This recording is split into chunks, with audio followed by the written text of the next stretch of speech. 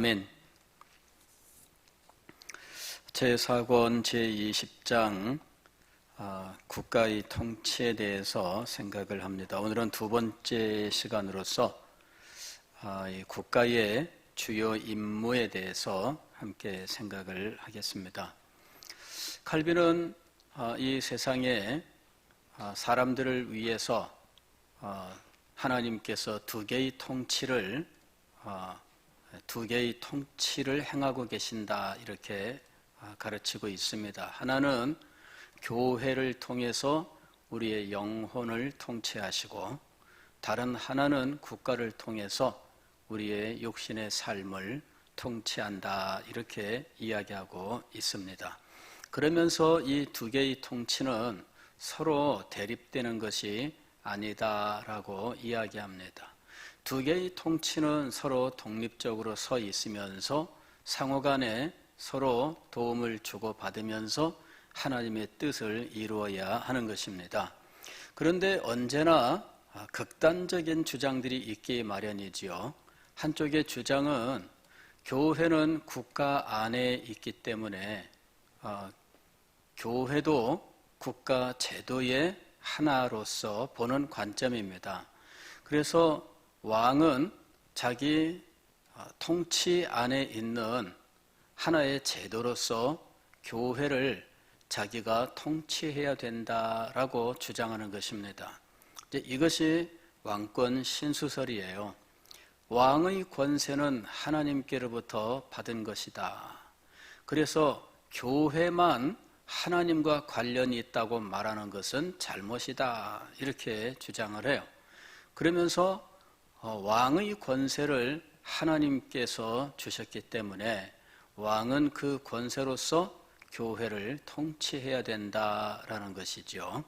그래서 과거의 영국에서 이 왕권 신수설을 주장하면서 왕들이 교회를 자기의 통치 아래 두려고 했었다는 것이죠. 그러나 교회는 언제나 왕이 국가를 통치하는 일에 적극적으로 협력하지만 왕이 교회의 신앙생활에 대하여 직접적으로 통치 권한을 가지고 있지 않다라고 주장을 한 거예요. 교회가 한 국가의 영내에 있으므로 국민으로서 국민의 의무를 다해야 되는 것은 맞지만, 그렇다고 해서 왕이 교회의 예배와 교리에 대하여, 그리고 교회가 교회의 그 신앙생활을 위하여 행하는 모든 원리들을 왕이 만들어 줄 수는 없다는 것이죠. 바로 이제 그 문제 때문에 영국 교회에서 이 왕의 통치를 거부하는 이런 일들이 일어났던 거예요. 왕이 교회의 법을 만들고, 왕이 예배 모범을 만들고, 너희는 예배 드릴 때 이렇게 하라. 왕이 법을 만들고 그 이외에 행하면은 법을 어기는 것이 되어서 범법자로 옥에 가두고, 심지어는 고문을 하고 추방하고 죽이는 일까지 있었던 거예요. 왜냐하면은 왕이 하라면 하지, 예배 순서 왕이 정해준 대로 해, 예배 중에 드리는 기도 왕이 정해준 대로 해, 이래서 왕이 예배 모범을 발표하는 거예요. 예배 모범을 발표하면 그러면은 그 모범에 따라서 예배를 드려야 돼요. 성찬식은 이렇게 하라, 왕이 법률로 공포를 하면 모든 교회는 그대로 따라가야 돼요. 그런데 왕이 선포한 그 법에 우리가 따를 수 없는 조항들이 들어 있습니다. 그냥 일반 사회생활이 아니라 예배에 있어서 왕이 선포한 것이 우리가 따를 수 없는 내용을 담고 있다면 그 법에 따라서 예배를 드려야 할까요? 아니면은 예배를 우리가 믿는 바를 따라서 드려야 할까요? 이게 이제 문제가 되는 거예요. 그래서 우리는 우리가 믿는 도리에 따라서 예배를 드리겠습니다 라고 하면서 그 왕이 반포한 예배 모범, 즉 그 법률로 정한 예배를 따르지 않으면 범법자가 되는 거예요. 법을 어긴 자들이 되는 거죠.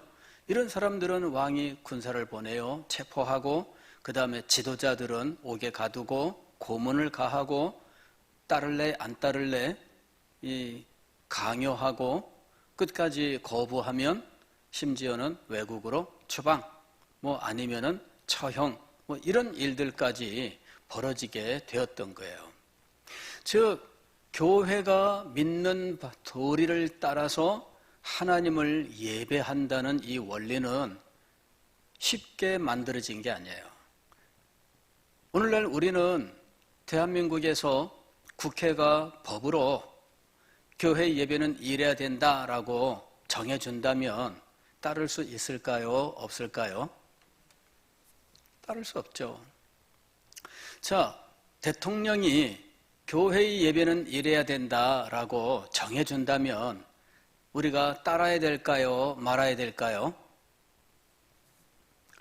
아니, 오늘 성경 말씀 보세요. 각 사람은 위에 있는 권세들에게 복종하라. 대통령이 예배에 대해서 정해주면 따라가야 되는 거 아니에요? 복종하라 이렇게 돼 있으니까. 예, 바로 이게 함정입니다. 대통령은 예배에 대하여 교회에게 이렇게 하라 저렇게 하라 하는 권한을 하나님께로부터 받지 않았습니다. 그러므로 교회의 예배에 대하여 대통령이 명령을 내린다면 월권 행위가 되는 것입니다. 이것이 우리가 갖고 있는 신학이에요. 대통령은 예배에 대하여는 권한을 받지 못했어요. 대통령은 교리에 대하여는 권한을 받지 못했습니다. 그런데 과거에 영국 교회의 왕은 그 권한을 자기가 하나님께로부터 받았다고 믿었어요. 그리고 그것을 교회에 강요를 한 것이죠. 그리고 따르지 않는 사람들은 강제로 감옥에 보내고 추방하고 처형하고 하는 일들을 했던 거예요. 그리고 그것에 대하여 우리는 오직 하나님의 말씀에 따라서 하나님을 예배한다라고 믿는 사람들이 이 왕의 명령을 따르지 않고 그로 인하여 많은 사람들이 죽임을 당하는 일이 일어났어요. 스코틀랜드라고 하는 이 나라는 지금은 영국과 하나의 나라가 되어 있습니다. 그런데 그 당시에는 17세기에 스코틀랜드는 영국 왕이 스코틀랜드 왕을 겸하고 있었어요. 왜냐하면 상속에 의해서 스코틀랜드 왕이 영국 왕위를 상속을 받아요. 왜냐하면 영국 왕은 헨리 8세의 세 남매가 왕이 되지만 모두 다 자녀가 없이 죽어요. 그래서 후사가 없다 보니까 헨리 8세의 친척이 되는 이 스코틀랜드 왕가의 왕이 결국은 이 영국 왕위를 상속을 받게 되는데 그로 인해서 스코틀랜드의 제임스 6세가 영국의 제임스 1세로 즉위하면서 런던으로 오게 되는 거예요. 그리고 이 왕이 죽고 난 다음에 그 아들 찰스 1세가 왕이 되었는데 찰스 1세는 스코틀랜드에서 태어난 사람이 아니에요. 런던에서 살았고 런던 사람이에요. 그러니까 스코틀랜드에 대하여 애정이 없죠. 결국은 스코틀랜드에 대해서는 아주 강력한 철권 통치를 하게 됩니다. 그리고 왕이 반포하는 예배 모범에 따라서 예배하라 하고 이것을 스코틀랜드에서 먼저 시행을 하게 돼요. 그럴 때 스코틀랜드 교회에서 이 예배 모범을 거부하는 일이 일어나게 됩니다. 예배 중에 왕의 파송을 받아서 온 주교가 그 예배 모범에 따라서 예배를 인도할 때 회중석에서 어떤 할머니 한 분이 자리에서 벌떡 일어나서 우리는 이런 예배를 드릴 수 없다 이렇게 항의를 해요. 그러면서 앉아있던 자기 의자를 앞으로 집어 던졌다 이거죠. 이거는 예배 방해 행위일까요? 하나님을 모독하는 행위일까요? 자, 이 한 여성도가 의자를 들어서 예배를 인도하고 있는 주교 쪽으로 집어 던짐으로 촉발된 이 예배 모범 반대 거부 운동이 스코틀랜드에 쫙 퍼져가게 되는 거예요. 그러면서 이 일을 왕이 군대를 보내서 제압하려고 해요. 백성들이 왕의 군대에 대항하여 군대를 일으킵니다. 그렇게 해서 스코틀랜드의 민병대와 왕의 군대가 전쟁을 하는데 왕의 군대가 패배를 하게 됩니다. 그러면서 이 왕은 나중에 비극적인 죽음을 맞아요. 이 찰스 1세가 전쟁에 패배하면서 오히려 자기가 얕잡아 보았던 이 백성들에게 이제는 전쟁 배상금을 물어내야 되는 상황이 돼요. 이 배상금을 자기 개인 돈으로 내지 않고 국가의 세금으로 충당하려고 작정을 하고 의회를 소집을 하게 돼요. 이 사람이 독재 정치를 하면서 의회를 열지 않았는데 이 의회를 열면서 세금을 받아서 전쟁 배당금을 낼 수 있도록 시도하는 거죠. 그런데 의회에서는 그동안에 왜 의회를 열지 않았느냐, 왕이 왜 월권을 했느냐 이렇게 따지니까 왕이 시끄럽다 그러면서 다시 의회를 탁하니 닫아버려요. 그로 말미암아서 왕과 의회가 서로 등을 돌리게 됩니다. 그리고 이 나중에는 왕당파와 의회파 사이에 내전이 벌어지게 돼요.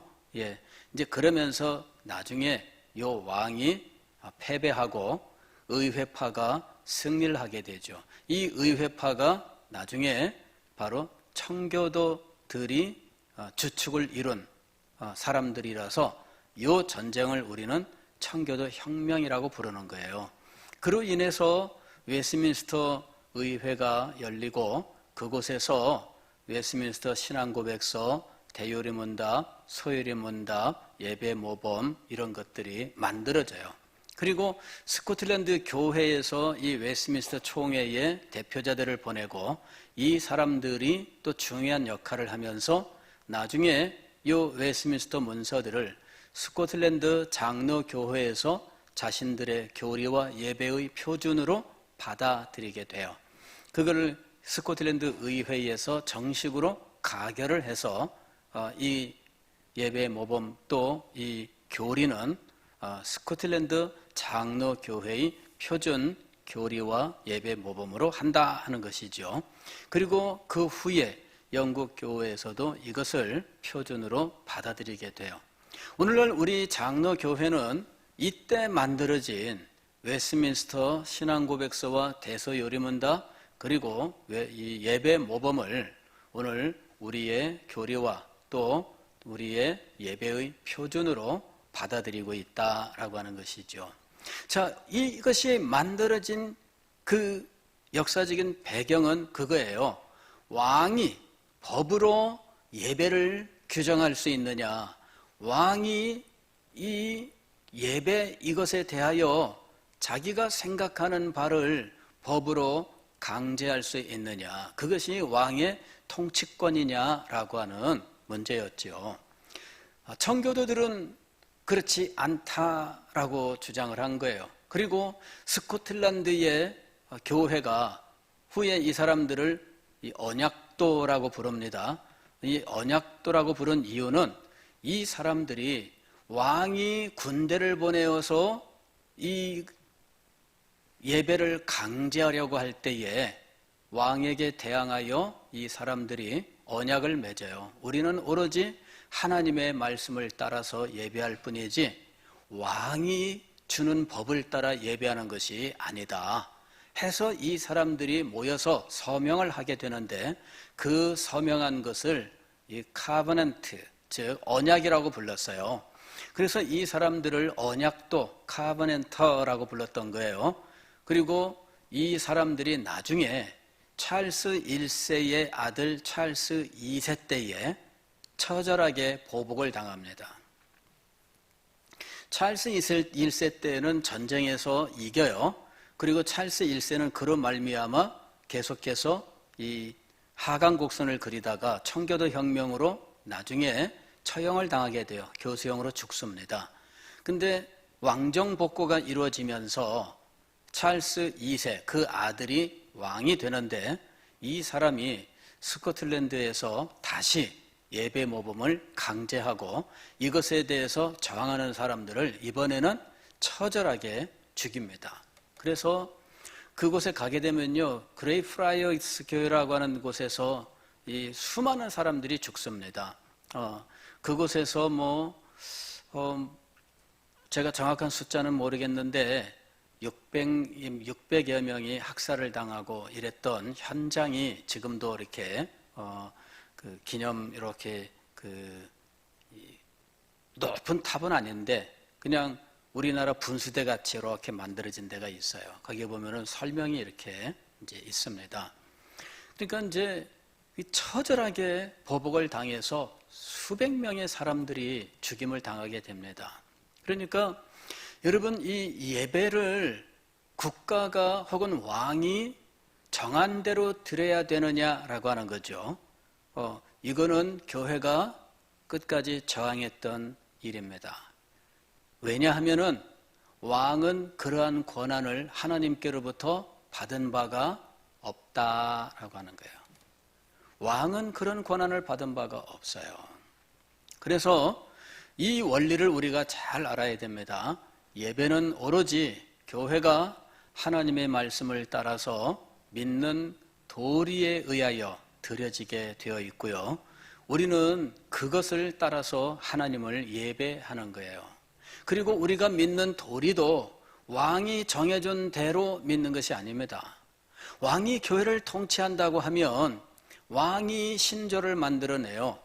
이게 무슨 이야기냐면은 우리가 믿어야 할 도리가 아니라 너희가 믿어야 할 도리가 되는 거예요. 너희가 믿어야 할 것 이러면서 왕이 법률로 공포하는 거죠. 그러면 그 법률에 의해서 우리는 모두 믿어야 돼요. 여러분, 이거는 하나님의 원리가 아닙니다. 그래서 교회는 언제나 집권자가 믿는 도리를 정해주는 대로 믿을 수 없다라고 해서 저항을 했었고, 또 집권자가 정해주는 대로 예배하는 것을 거부했었던 거예요. 왜냐하면 그것은 순수하게 믿음의 영역에 속한 것이고 이것은 왕의 권한이 아니기 때문에 왕이 이것을 명령하는 것은 잘못된 것이고, 그리고 그것에 대하여 저항하는 것은 여기 위에 있는 권세들에게 복종하라 하는 하나님의 말씀을 어긴 것이 아니다라고 하는 거예요. 우리가 이 한계를 분명히 알아야 됩니다. 국가는 국가대로 할 일이 있고 교회는 교회대로 할 일이 있는 것이지, 지금 교회가 국가 안에 있다고 생각하면서 국가가 교회를 자기 법으로 마음대로 하려고 하는 것은 잘못이에요. 알고 보면은 교회는 이 국가를 넘어선 곳에서 존재하고 있어요. 교회는 보편교회, 즉 이 전 세계 교회가 하나의 교회를 이루고 있어요.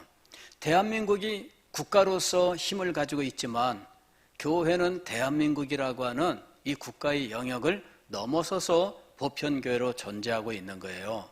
그리고 보편교회라고 하는 것은 대한민국이라고 하는 이 국가 한 70여 년 된 이 역사, 100년도 안 되는 이 역사를 가진 이 대한민국보다 수십 배의 역사를 가지고 있는 거예요.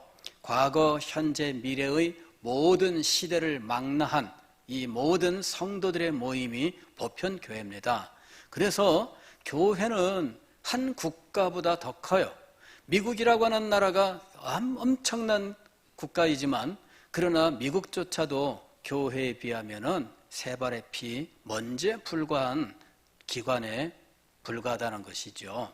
그래서 교회는 언제나 국가를 초월하는 보편 교회로서 존재하고 있다라고 하는 사실을 우리가 알아야 돼요.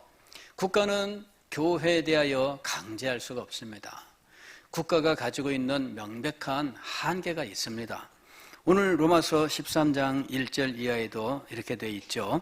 각 사람은 위에 있는 권세들에게 복종하라. 권세는 하나님으로부터 나지 않음이 없나니 모든 권세는 다 하나님께서 정하신 바라.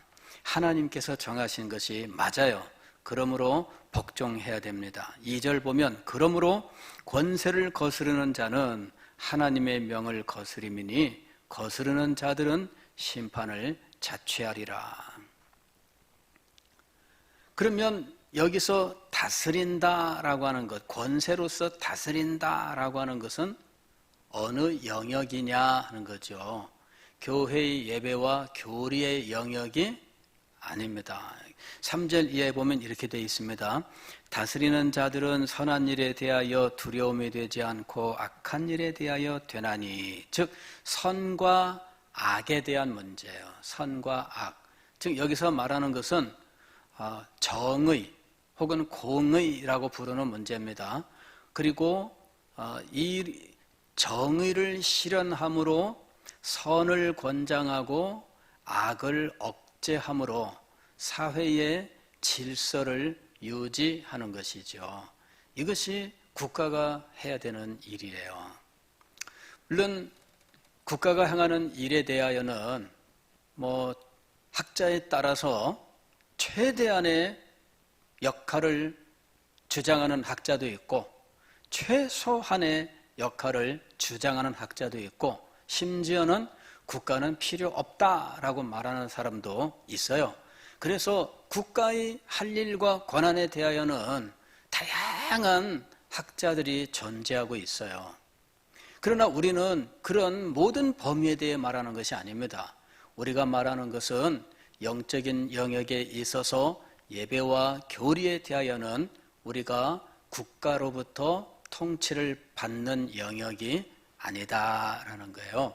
국가는 정의를 실현하여 공공 질서를 유지하고 그 다음에 국가를 안전하게 지키는 일을 해야 된다는 것입니다. 이것이 국가가 할 일이에요. 4절 말씀 보면은 그는 하나님의 사역자가 되어 내게 선을 베푸는 자니라. 하나님의 사역자라고 불렀어요. 왜 하나님의 사역자라고 불렀느냐 하면 하나님께서 이 뜻을 가지고 권세자를 세우셨기 때문이죠.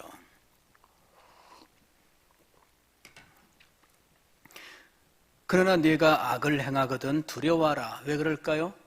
이 사람이 정의를 실현하는 사람이기 때문에 악을 행하는 자들에게는 공권력을 가지고 그 악을 심판하기 때문이에요.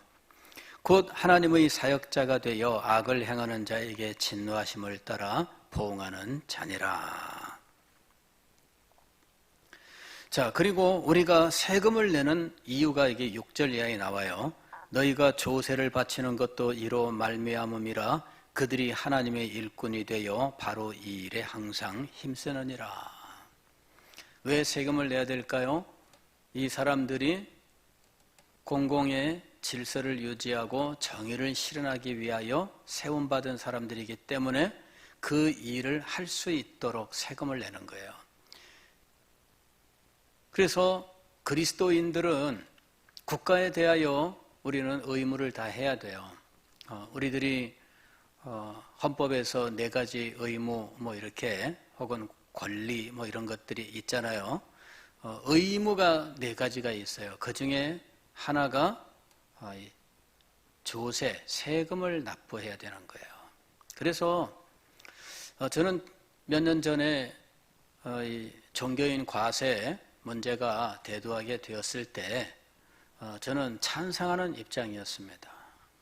왜냐하면은 국민으로서 세금을 내는 것은 마땅하다. 다만 이제 개념상 우리는 회사에서 봉급을 받거나 아니면은 사업을 하여 소득을 올리는 그런 사람이 아니기 때문에 사실은 그런 명목으로 세금을 내는 것은 합당치 않다. 이제 이렇게 해서 정당하게 세금 낼 수 있는 항목을 만들어 달라. 이런 거였죠. 결국은 항목을 만들었어요. 그래서 지금은 이 종합소득세에서 기타로 분류가 되고 이 종교인으로 분류가 되어 가지고 세금을 내고 있어요. 다만 근로소득세로 내고 싶은 사람들은 근로소득세로 내도록 이렇게 이제 두 가지로 세금을 내는 길을 열어준 거죠. 그래서 어떤 분은 근로소득세로 세금을 내고 어떤 분들은 종합소득세 기타 소득의 종교인 항목에 세금을 내고 있다 하는 것입니다. 어쨌든 세금을 내는 것은 당연한 것이고요. 정당한 일입니다. 마땅히 해야 될 일이지요. 다만 우리가 국민으로서 해야 되는 이런 의무들은 우리가 정당하게 그리고 신실하게 충성스럽게 해야 된다 하는 것은 맞아요. 그러나 국가가 교회의 예배와 교리에 대하여 정해주는 것은 옳지 않다라고 하는 거예요. 최근에 교회의 예배에 대하여 이런저런 사회적인 논란들이 있습니다. 코로나19 사태로 인해서 지금 온라인 예배 이런 것들도 시행하고 있는데 마치 온라인 예배가 새로운 시대의 이 인터넷이 발달한 시대의 첨단 예배인 것처럼 그래서 교회가 온라인 예배를 드리지 않는 것은 시대에 뒤진 굉장히 구닥다리인 것처럼 주장하는 사람들도 있고 그것을 국가적으로 밀어주는 이런 일들도 좀 이렇게 느껴지고 그럴 때마다 좀 불편합니다. 그것은 누가 강제할 수 있는 것이 아니에요. 언론이 몰아붙인다고 할 일도 아니고 국가가 될 수 있는 대로 온라인 예배 드리세요. 이런 것도 옳지 않습니다. 최근에는 무슨 구청이든 혹은 어디서든 어떤 기관에서든 작은 교회들 온라인 예배 드릴 수 있도록 지원합니다. 이런 얘기까지 있어요. 얼마큼 시행하고 있는지는 모르겠습니다. 사람들을 보내서 온라인 예배를 드릴 수 있도록 기술적으로 가르쳐 준다는 말인지 아니면은 시설을 자기네들이 해준다는 말인지 참 모르겠지만 너무 과도하게 개입한다라고 하는 인식을 금할 길이 없습니다.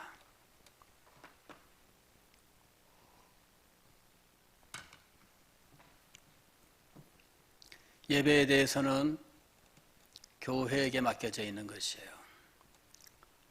온라인 예배가 어떤 것인지 아직 신학적으로 우리가 판단을 안 하고 있습니다. 우리 교단에서 어떤 분들이 총회에다가 질의를 했어요. 이게 신학적으로 판단해 달라 이렇게 올렸습니다. 그러나 총회에서는 판단하지 않겠다 이러면서 이것을 반려를 했습니다. 그 이야기는 온라인 예배를 특별한 상황에서는 드릴 수 있다라고 생각을 하기 때문이겠죠. 다만 그것도 국가에서 정해주는 것을 따르는 것은 아닙니다. 그렇게 해서는 안 되는 거예요. 우리가 이 시대가 이런 다양한 매체들이 발달하고 그런 것들을 이용할 수는 있게는 되었으나 그것이 인격적 대면 예배를 대체하는 것이 될 수는 없습니다. 우리가 이걸 분명히 알아야 됩니다. 인격적 대면 예배라고 하는 것은 성도의 교통을 참되게 이루는 방법이에요. 그래서 이것을 대체할 수는 없습니다. 다만 한시적으로 비상 상황에서 우리가 사용할 수 있는 하나의 수단은 될 수 있다 하는 것입니다. 그래서 우리는 이제 이런 방법도 사용하고 있지만 그러나 이 방법에 정착해서는 안 되는 거죠. 여러분 현대에 들어와서 예배에 이런저런 모습들이 다양한 모습들이 나타났어요. 특별히 미국에서 나타난 하나의 현상은 TV 예배라고 하는 거죠. 교회가 따로 존재하지 않아요. 그러면서 TV 방송, 어떤 목사님이 어떤 교회가 이 TV 채널을 확보하고 거기에서 늘 예배시랑 방송을 하는 거죠. 그리고 그 방송을 보면서 집에서 예배드리고 그 다음에 헌금을 그쪽으로 송금하고 이제 이런 식의 예배, 이런 모습이 사실은 미국에서 발달했어요. TV가 발달하면서 TV 교회가 발달을 했었어요. 그런데 여러분, 이것이 신앙을 참되게 만드는 길이냐? 그렇지 않습니다. 이것이 바로 교회의 스타 목사들을 만들어내는 이런 어떤 악기능을 만들어냈어요. 목사는 스타가 되면 안 됩니다. 요새는 인기 있는 목사, 스타 목사이 되는 것을 추구하는데 목사는 스타가 되어서는 안 돼요. 이거는 현대 교회에서 나타난 잘못된 모습입니다. 목사는 스타를 추구해서도 안 되고 성도들도 목사를 스타로 만들어서는 안 돼요. 목사는 그냥 목사일 뿐이에요. 인기를 얻고자 해서도 안 되고 자기 자신을 드러내기 위해서 마치 연예인처럼 행동해서도 안 되는 거예요. 미국 교회에서 이 스타 목사들, TV를 통하여 스타가 된 이 목사들이 얼마나 많은 잘못들을 저질렀는지, 여러분, 그 배후에 있는 이 말도 못할 이런 추한 이런 그 스캔들들이 참 많이 있었어요. 교회는 인격적 대면 예배를 드리고 말씀 교육도 인격적 대면을 통해서 이루어져야 돼요. 그래야 말씀 교육이 참되게 이루어지는 겁니다. 제가 컴퓨터가 발명되고 나서 컴퓨터를 사용한 1세대입니다. 저의 연령대 사람들이 컴퓨터 1세대를 이루고 있어요. 그때 컴퓨터를 대한 사람은 최첨단이었어요. 저는 이제 그 최첨단의 컴퓨터 활용을 한 사람입니다. 그때 이 컴퓨터를 교회 신앙교육, 성경교육에 이용할 수 있을까 해가지고 프로그램 개발 이런 것들도 하려고 제가 공부도 하고 연구도 하고 했어요. 컴퓨터를 붙들고 얼마나 제가 많은 시간을 보냈고 또 컴퓨터 잡지들 구독하고 공부하고 하면서 얼마나 거기에 많은 시간과 돈을 투자했는지 몰라요. 그러나 제가 내린 결론은 이것입니다. 신앙교육이란 단순히 성경 퀴즈를 목적으로 하고 있지 않다. 인간의 영혼과 그의 인격을 변화시키고 삶을 변화시키는 것이다. 그것은 컴퓨터 화면 속에서 이루어지는 것이 아니다라는 것이었습니다. 인격적으로 대면하고 삶을 함께 하면서 인격적으로 그에게 하나님의 말씀을 가르치고 인격의 감화가 일어나야 된다는 것이죠. 성령께서 이 인격의 감화에 역사하셔서 신앙이 전수되는 거예요. 그래서 제가 컴퓨터로 신앙교육 이것을 제가 중단한 겁니다. 이거는 내가 할 일이 아니다. 그리고 신앙교육은 이렇게 이루어지는 것이 아니다. 그리고 제가 컴퓨터 쪽에서 정말 그걸 끊은 거예요. 저는 지금도 컴퓨터는 잘 알아요. 제가 컴퓨터 119 하면서 먹고 살 수 있어요. 그 정도로 컴퓨터를 잘 알아요. 그러나 제가 그거를 문서나 만들고 이런 데 쓰고 있어요. 왜? 신앙은 그렇게 이루어지는 것이 아니기 때문이에요.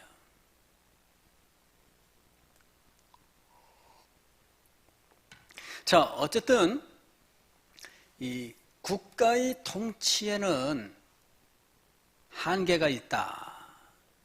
즉, 두 개의 통치를 하나님께서 두셨다라는 거예요. 이걸 우리가 잘 알아야 됩니다. 칼빈은 기독교 국가에서 나서 자랐고 기독교 국가만을 본 분이었기 때문에 국가의 역할에 대하여 이런 역할을 이야기를 했어요. 국가는 혹은 정부는 그리스도인들이 공개적으로 종교 생활을 할 수 있도록 하여 사회의 인간성이 보존되도록 한다. 즉 국가 혹은 정부 혹은 왕은 교회가 하나님을 예배하는 것을 보호해야 된다. 그리고 권장해야 된다. 이렇게 이야기를 한 거예요. 그러나 이것은 기독교 국가였기 때문에 기독교인인 왕을 향하여 그것을 이야기한 거죠. 그리고 기독교인인 정부의 고관들 혹은 공직자들을 향하여 그렇게 이야기를 한 거예요. 기독교인으로서 당신들은 지금 공직자가 되어 있다는 거죠. 그렇다면 기독교인으로서 공직자가 된 그리고 기독교 국가 내에서 이 국가는 어떻게 해야 되느냐? 교회의 예배를 보호하고 그리고 예배를 드릴 수 있도록 권장을 해야 된다. 이것이 왕에게 주신 사명이고 이것이 공직자가 가진 사명이라는 것이죠. 그러나 한계를 분명히 이야기합니다. 그러나 하나님께 대한 예배와 경건에 대해 법을 정하는 것을 의미하지 않는다. 이렇게 이야기를 하고 있어요. 예배와 경건에 대하여 법을 정하는 것을 의미하지 않는다. 즉 왕이 법을 만들고 해서 그 법에 의하여 교회를 자기 법에 따르도록 하는 이런 것은 하나님이 허락하는 것이 아니라는 거죠. 한계를 분명히 하고 있습니다. 기독교 국가에서 이 왕 혹은 국가가 교회에 대하여 늘 과도하게 간섭하는 이런 일들이 일어날 수 있습니다. 그러나 그것은 옳지 않다 이거죠. 그들은 오히려 교회가 하나님을 예배함에 있어서 자유롭게 예배할 수 있도록 보호자가 되어야 한다. 이렇게 이야기한 거예요.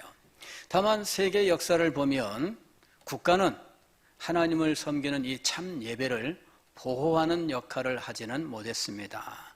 왜냐하면 세속국가이며 우상국가였기 때문에 그들은 참 신앙을 보존하고 참 예배를 보호하는 데 관심이 없었습니다. 그들은 오히려 우상 숭배를 강요하거나 혹은 황제 숭배를 강요함으로 교회를 핍박하고 수없이 많은 사람들을 죽였던 것이죠. 그러나 기독교 국가의 시대가 임하게 되었을 때 그때 왕들은 여전히 교만하게 행동하여 교회를 자기 수중에 넣고 예배와 신앙까지도 마음대로 하려고 하는 일들이 있었다 하는 겁니다.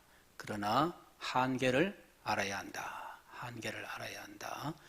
오늘 우리는 이제는 더 이상 그런 세상에 살고 있지 않죠.